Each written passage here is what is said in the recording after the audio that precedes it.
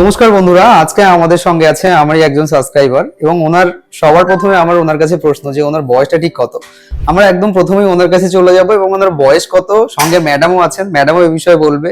কেমন লাগলো hair transplant করে? স্যার এই মুহূর্তে আপনার বয়স কত? নমস্কার, আমার বয়স 67। আমার নাম হচ্ছে সুব্রত ঘোষ, আমার বাড়ি হচ্ছে কাঁসাপাড়া। আর আমি এখানে এসেছিলাম, আমি ইউটিউবে একটা দেখে একজনটা আপার দেখছি যে অনেকের মোটামুটি এখানে এসে খবর নিলাম। তারপর জানলাম যে সত্যি এটা ভালো হয়েছে, অনেকে দেখলাম, নিজেকে খুব মনে করলাম যে ভালো। তারপরে বাড়ি থেকে গিয়ে ডিসিশন করে একদিন আসলাম, এসে এটা এখানে করলাম। ম্যাডাম, আপনি তো পুরো সার্জারিতে স্যারের সঙ্গে ছিলেন, কি দেখলেন এই সার্জারিটা কতটা পেইনফুল বা কেমন লাগে এই সার্জারিটা করতে? কি অনুভব করেছেন আপনি এখানে এসে দেখে?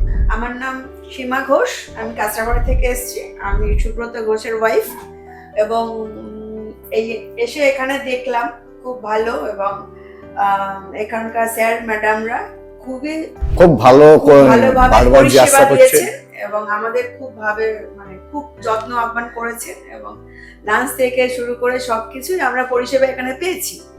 এবং এমনকি যারা আমাকে করেছে তারা বারবার জিজ্ঞাসা করছে কেমন আছে, ঠিক আছেন তো, মানে এরকম কোথাও পাই না, এখানে যা পেয়েছি। আর আমরা যে এই এতটা টাকা দিয়ে করেছি, আমরা সবাইকেই বলবো ভালো, কোনো পয়সা তোমাদের বিফলে যাবে না, ভালো জায়গাটা। যেহেতু ওনার বয়সটা অনেকটা বেশি, তো এই বয়সে ট্রান্সপ্লান্ট, আমি ওভাবে বলছি না, আমরা কি করি যখন আমাদের বয়স কম থাকে, ধরুন 20 বছরের কারোর বা 25 বছরের কারোর চুল চলে গেলে তাদের একটা ব্যাপার থাকে যে না আমাদের চুলটা খুব প্রয়োজন। দেখুন, চুলটা তো মানুষের সৌন্দর্যের একটা প্রতীক। তো উনি এই বয়সে এসেও ওনার এই মোটিভেশনটা যে আমাকে সার্জারি করতে হবে, হেয়ার ফিরে পেতে হবে, এইটা তো সবাই ভাবতে পারে না। এই বিষয়টা আপনারা কিভাবে দেখেছেন? আমার হাজবেন্ডের 57 এজ, আমরা ওইসব বয়সটা কোনো ফ্যাক্টর মনে করি না, এটা একটা সংখ্যা মাত্র বয়সটা, ঠিক আছে? এই যুগে এসে বয়সটা একদম সংখ্যা মাত্র। যাই হোক, আমরা দুজনকে খুবই আমরা সাংসারিক জীবনে পরিপূরক যাকে বলে একদম করালাম এবং বয়সটা কোনো ফ্যাক্টর নয়, বারবারই বলবো। আপনি তো পুরো প্রসিডিওরটা দেখেছেন খুব সামনে থেকে যে কিভাবে ওনার ট্রান্সপ্লান্ট হলো। এই প্রসিডিওরটা কতটা হার্মফুল বলে আপনার মনে হচ্ছে? অনেকে না এর সাইড এফেক্ট সম্পর্কে ভয় পায়, অনেকে কম বয়সেই ভয় পায় যে এত কম বয়সে ট্রান্সপ্লান্ট করব, কি হবে আমার।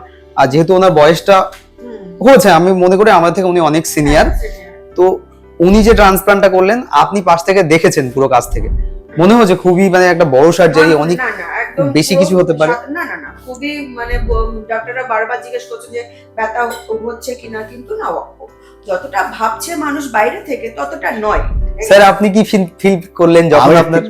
আমি ফিল করলাম আমাকে এই যারা এগুলো করেছে আর কি, তাদের ব্যবহারেই আমি মুক্ত।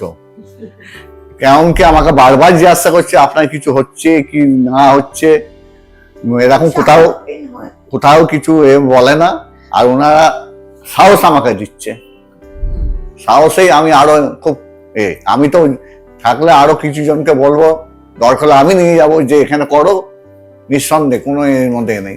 আপনার এই কথাটা শুনে হয়তো অনেকেই ইন্সপায়ার্ড হবেন যে ট্রান্সপ্লান্ট করাটা কতটা সেফ।